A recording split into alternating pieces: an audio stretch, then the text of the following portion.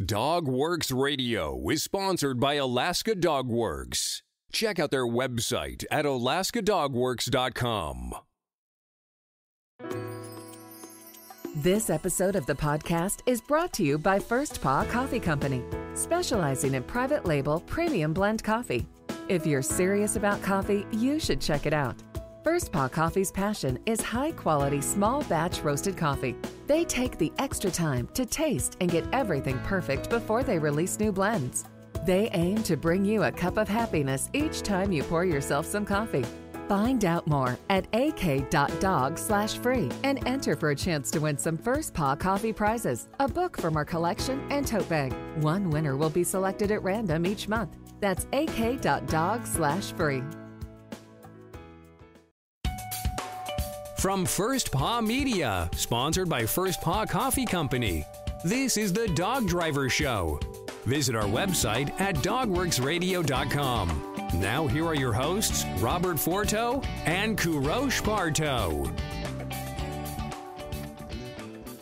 Hello and welcome everybody. This is Robert Forto and you're listening to the Dog Driver Show, and I am joined today by Hoe-Raitto. How's it going, KP? It's great today, and glad to have a very, very good friend of mine and a legend, in our sprint sport among us as a guest. We are talking to Hoe-Raitto, calling in today from Salcha, Alaska. She has been mushing for 47 years. She truly is a legend in terms of years on the trail. I'm glad to have her. Mari, how's it going today? It's going very well, thank you. I just came in from inside taking care of everything. Well, thank you very much for joining us today. Can you do us a favor and tell our listeners who you are and what you're all about, please? My name is Mari Hoe-Raitto. I grew up in Norway.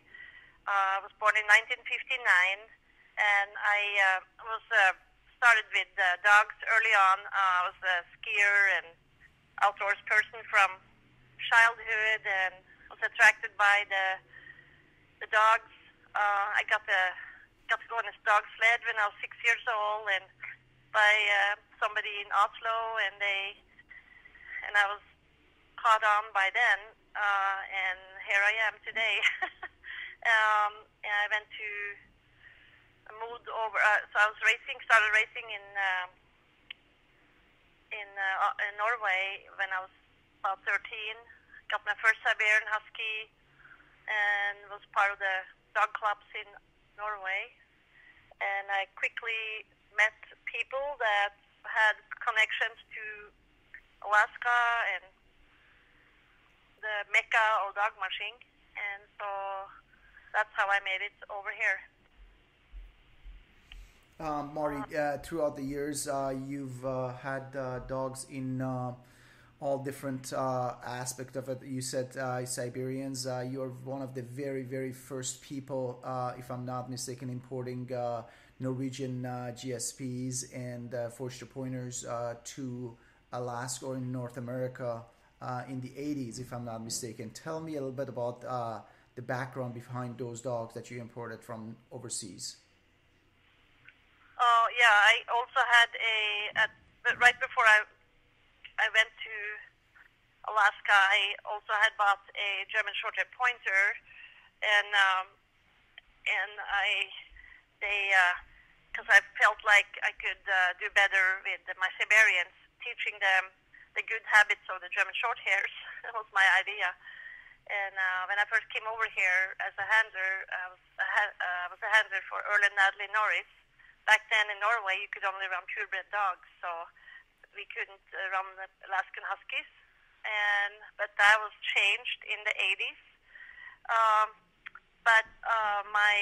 I left my dogs with a couple of racers when I went over here as a handler, and one of the dogs, Falcon, he ended up with Roger Ligard, and he raced with him single lead that year in front of his Siberian team because he was a purebred, so they could race him.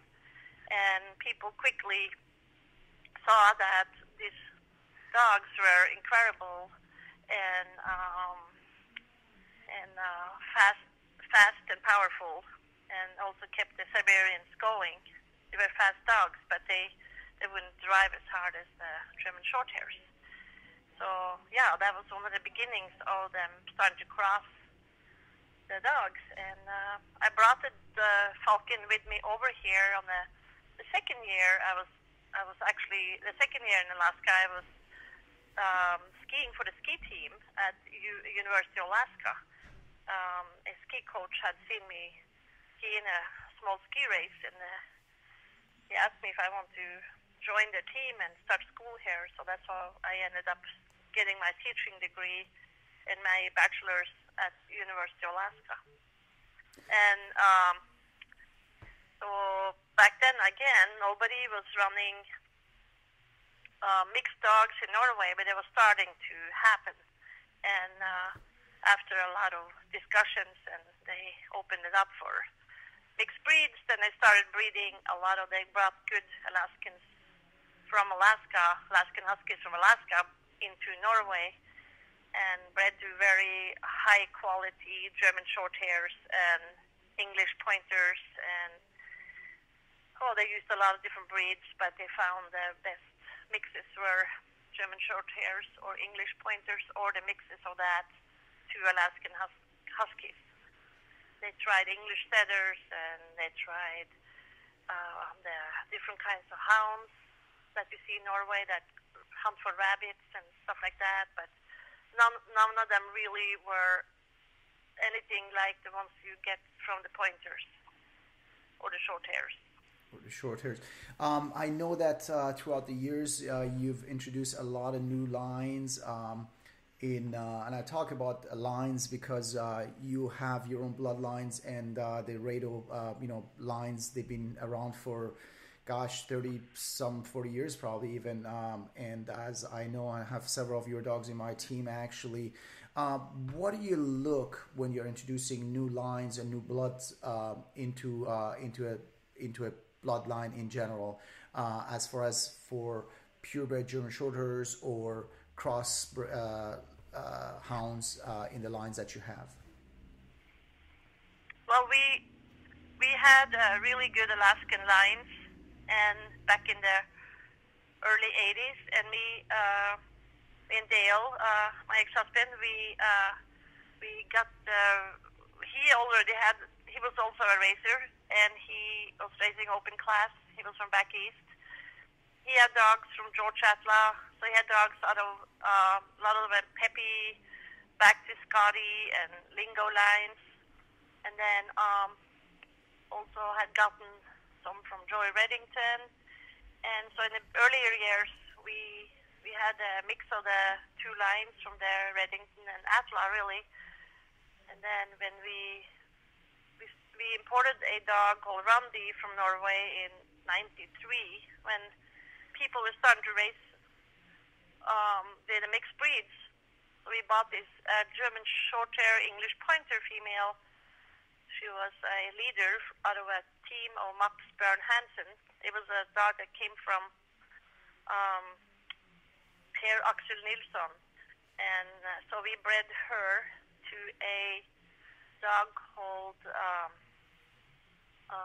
Leo, and it produced some incredible outcrosses. And we had also gotten some dogs that goes back to Werner, which was a dog Roxy Wright, back then Roxy Wright Champagne had, and he has thrown a lot of good dogs and given a lot of good bloodlines behind him, and so we used that line to breed to this pointer girl Randy, and it had a big litter, and a lot of them were extremely good dogs, and that's kind of how we got started with the pointer shorthead line, or I call it the Scandinavian pointers.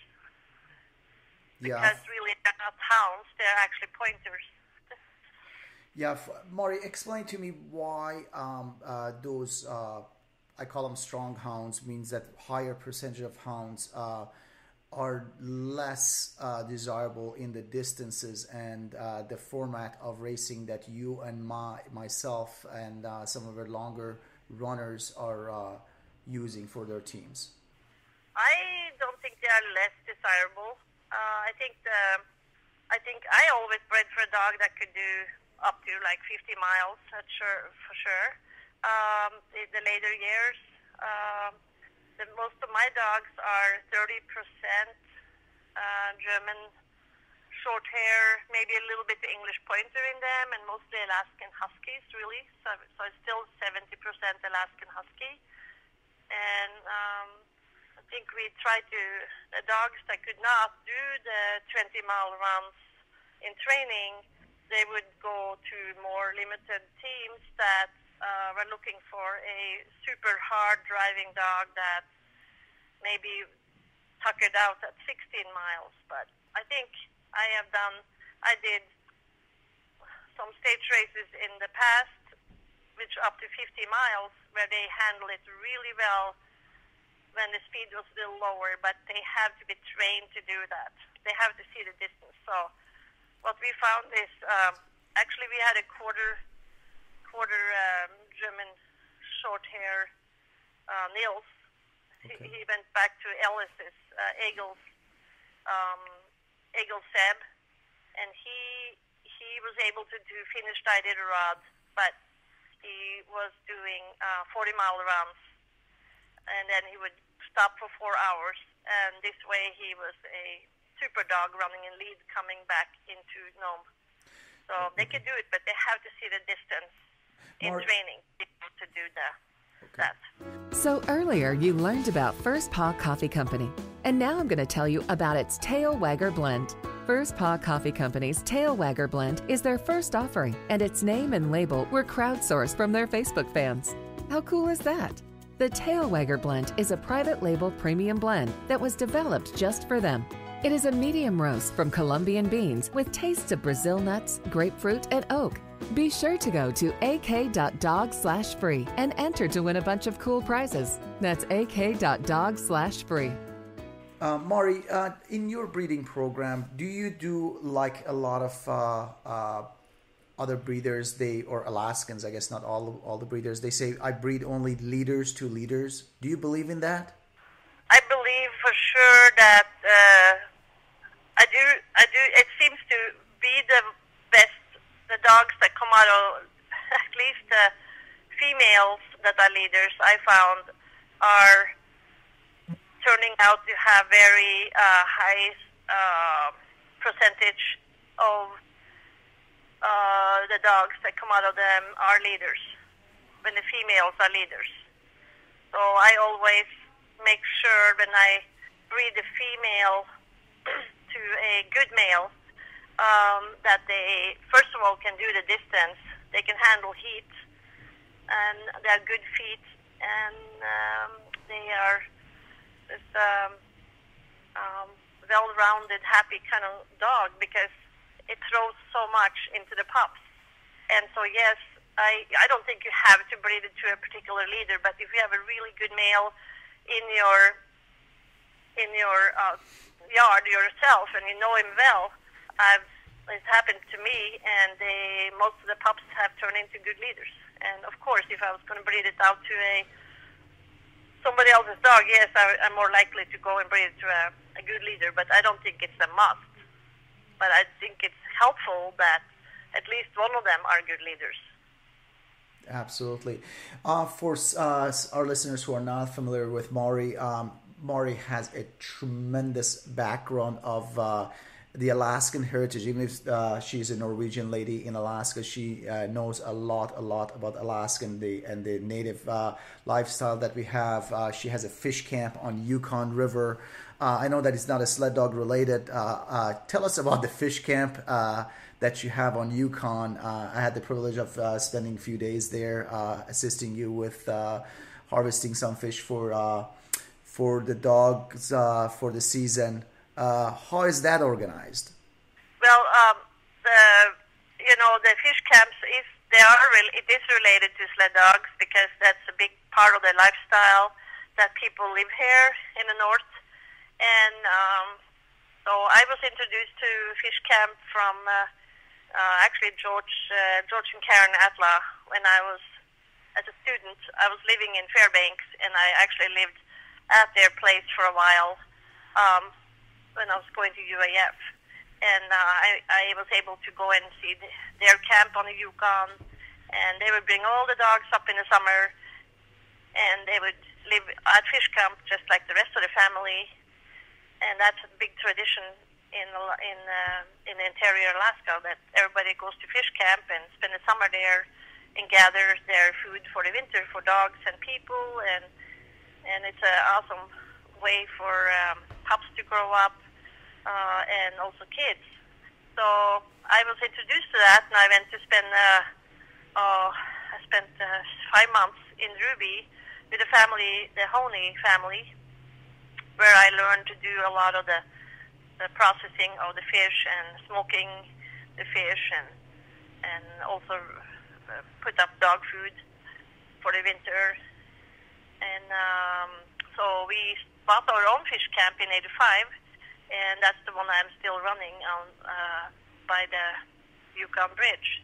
Yeah, and you, when I was there, I noticed you basically when the summer comes, the dogs, they come with you, the puppies, they come with you. That's a traditional way of living up north. Is that right? Right. Yeah. So the typical way in the early years, when we first bought the camp, we took all the dogs and all the animals we have up to camp, and they would live off, the fish and the scraps of the fish or whatever we are making. So nothing got thrown away. They were cooking, and like I said, a lot of times we would take and run the adults across the river, and we would let them follow the boat. So, and the same with the pups, and it was a great way to keep the dogs in shape, and you kind of live with the dogs. You get to know them real well, and because you're kind of living outside yourself, and the pups were incredible. I think we really gained on that, having the pups around us all this time. I was just up there for a couple of weeks where I brought a litter of pups again, and I was just amazed how well rounded they were when we brought them back here. And just following around, like there's no fences or anything, so they just kind of hang out around your little cabin, and they have no intentions of leaving you. They want to be with you, and I think it's a good way to raise the pups, actually. Yeah, the traditional way, definitely. Mari, you are an educator, you are a teacher. Tell us about this outstanding program that you are part of. It's called HL, and it's in villages and introducing knowledge and expertise from our educators to the interior villages of Alaska. Tell us about this program. It's called Alaska Care and Husbandry Instruction for Lifelong Living, and it's a big grant that Alaska Gateway School District got after big competitions. Oh, it's a federal program, and they got it. It's a 4-year Indian education demonstration project that brings together Alaska Gateway and Yukon Koyukuk school districts. But the goal of the program is to the goal is to engage students in grades 6 to 12 to be inspired and learn valuable knowledge and skills related to the sciences, math, language arts, and career and college readiness. So we have seen quite a jump in the kids wanting to be in school and actually graduating from high school. Where so in this program, we use the sled dog as a tool to get kids to show interest in life and learning all about things what they want to do in life. So, and it's really working. I mean, for example, we can have people come into the schools and teach them about building, say, snowshoes, or they learn about fishing or guiding or being a veterinary, or we show the kids that there are a lot of possibilities out there to for you to be, because a lot of times that's the thing that happens. Sometimes it's they are on a standstill, and this way they feel like they can find careers in their area where they're from, where that maybe are forgotten. So it's built on the Frank Atla Youth and Sled Dog Care Mushing Program, which was started by George Atla. There are many villages. How many villages and how many schools are involved in this program? There are actually 16 schools in the two school districts. There are Eagle, Tetlin, Northway, Toke, Mentasta, Dot Lake, Tanacross. And then we have the villages on the Yukon, which is and Koyokuk, Alikakit. You have Huslia, you have Hughes, Nulado, Caltag, Rampart, and Minto. Wow. And all these have, so this program has different classes that they can offer, elective classes they offer from the one is called Veterinary Technology 100 and 200, which is a few kids want to take. Then we have the Animal Science classes. Then we have the Alaska Culture and Dog Mushing class, which is very popular. And then we have the Alaska Video Productions class, where they learn to make documentaries about their area and something like that. Alaska Culture and Dog Mushing class is different too, because you involve a dog musher teacher to help the teacher, and So they would come in and talk to the kids twice a week, or they work at their kennel. So, Mari, I have a question about the juniors in regard to mushing. I know you have your boots on the ground. You're working directly with these kids. What do you think the status is right now of juniors that are becoming interested, or maybe even less interested in the mushing lifestyle? What are your thoughts on that, especially in interior Alaska? Well, I think kids that grow up, with their parents and their mushers and everything, they see it's a lot of work, and so a lot of times they kind of shy away from it a little bit. They like to step on the sled, but they don't like to do the work. What I see is the best is to you're going to have one person in 100 who is interested in dog mushing, maybe. But the way I look at it is, you introduce them to one or two dogs and teach them about dog care, empathy, just sport itself, doing stuff with dogs. I mean, it could be anything from doing dog obedience to agility to just running with your dog. That's where it starts. I mean, with me, it started with one dog, and you don't start out with 10, 20 dogs. That's very overwhelming, and I think the junior mushing program is a very great program where the kids start out with one dog and learn about them and caring about them, and then build from there. So I'm hoping that, we might, in this program, it's not really to make mushers, it's to make people learn more about better dog care and being better people and building their own careers, but at the same time living a healthy lifestyle. And I think the dogs can really help you in living a healthy lifestyle. I think it's a great program, and that brings up my next question is relating to how long you've been involved in the sport. At the top of the show, we said 47 years, but you've also talked a lot today about living that traditional lifestyle with your dogs at fish camp and all of that. Can you tell our listeners what do you see as the biggest change? And I know that you have a much different perspective than a lot of the other mushers that we've had on. What do you think the biggest change in your career that you've seen with dogs and dog mushing over the years? Well, I mean, I do love racing. I love racing, and that's what keeps us guys going. because we have to have goals. But I do think that we really need to work on develop some more junior programs, because our sport is small. A lot of the mushers you see at the races are not 20 years old anymore.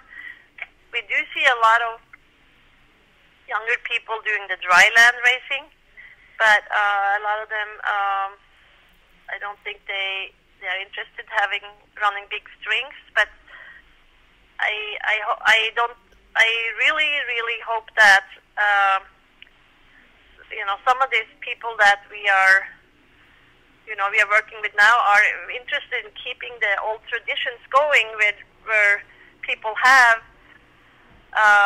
bigger dog teams and learning how to take care of them properly.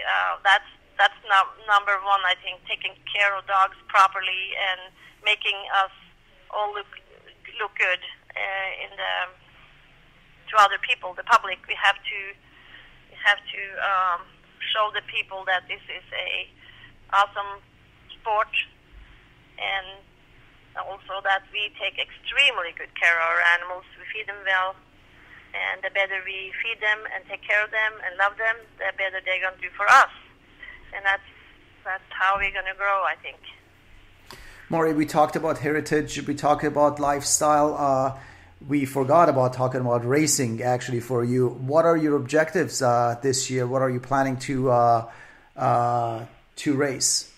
Well, I always like to do. I really love the open races. I do like 8-dog, 10-dog, and open class. My dream, and I know I've done it for a long time, and my dream is to, before I finally retire, I would love to do the Wyoming stage race or another stage race again. And it's hard when you're working full time to do that. But they also have the race in Norway called Norway Trail. That's another one I would love to try. But again, I've done a lot of racing, everything from ski drawing, because I wrote a ski draw book back in 1991 together with Carol Kaner, and that got started with in this area.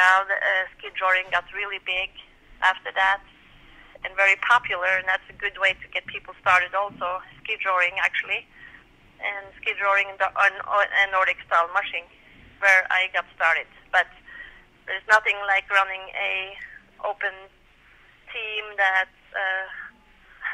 after 27 miles comes up into the finish line stronger than when they started. And then I think it's the beauty of being able to train your whole team and see that, and that's something you developed. But I have raced, everything from ONAC. I did for Rendezvous. I done a lot of 8-dog North Americans. I done a lot of the village races, and every race has its beauty, and they're all different. But there's nothing like coming up the avenues, for example, in Anchorage, and you have hundreds of people standing there, and that you have done a good job training your team. So, Maury, we always ask our guests the same question pretty much to end the show. And, of course, we're going to give you some time to thank your family, friends, and sponsors afterwards. But the question is, if somebody were to come up to you today, whether it be a junior, an adult, or whomever, and they wanted to get involved with dog mushing, what would be one piece of advice you would give them? If somebody came to me today and said they want to get started in racing, and they were serious about it, and I would definitely tell them to start with a smaller group of dogs and quality dogs, instead of going out and breeding the dog that you got found at the pound or something to the neighbor's dog because it looks fast. That's gonna probably make you go backwards. And so the best is to go out there and find a mentor, that somebody you like, go to the races, find somebody that are friendly and open-minded and will help help you get started, and maybe help that person train for a year or two. That way you will learn, and you will be 10 years ahead. Very good. I mean, it seems like when we are asking these questions, we get, and this is like the 7th or 8th or 10th time that we are asking the same question, Robert, and we have two different formats of answers. One, some people, they say we are just doing it for fun and just for fun. And then the other, there is another avenue that I see is that like, if you want to be competitive, what you would do. And this is finding a mentor. I completely agree with you. Having a good mentor allows people to go faster, not make mistakes if they want to be competitive. And that's important. Mari, any sponsors, any team member that you want to thank before we finish our interview? I want to thank my kennel, Hoe-Raitto kennels. Over the years, we do boarding, and we have a few sled dogs here, and I also train border collies. And I want to thank my family for always putting up with me all these years, my kids. But one thing I want to say before you were mentioning about is the quality care. I think that's the main issue with having the like if they're going to look for the future. It doesn't matter if you're gonna have fun or go slow or fast. You still want a quality animal that can do the job. So I think that's the basic thing, that you just always keep that in mind, that you want a small quality kennel instead of having 50 that are not able to do what you're looking for, even just going on trips. Mari, thank you very much for joining us today. KP, anything in closing? No, I just wanted to thank you again for spending this last 30 minutes with us, sharing some of your experience and knowledge, and telling us about the program, the HL program. I think it's a very, very outstanding program for our villages and for our kids in Alaska. Looking forward to see you on the trail in Alaska, in Eagle River and other races, and talk to you soon. Yeah, thank you. Thank you. On behalf of my co-host today, KP, this is Robert for the Dog Driver Show. We will see you guys next time. Goodbye. This episode of the podcast is sponsored by First Paw Coffee Company. Learn more at firstpaw.coffee. From First Paw Media, this is the Dog Driver Show. We hope you enjoyed this podcast, and we invite you to subscribe in Apple Podcasts, Spotify, Stitcher, or wherever you get your podcasts. You'll find a link on the episode notes. You can tap or swipe on the episode cover art, and you can see some offers from our sponsors. You can support our show by supporting them. If you like what you have heard, we would love it if you could give us a 5-star rating and tell your friends how to subscribe too. Your hosts are Robert Forto and Hoe-Raitto. Our producer is Robert Forto and created for First Paw Media.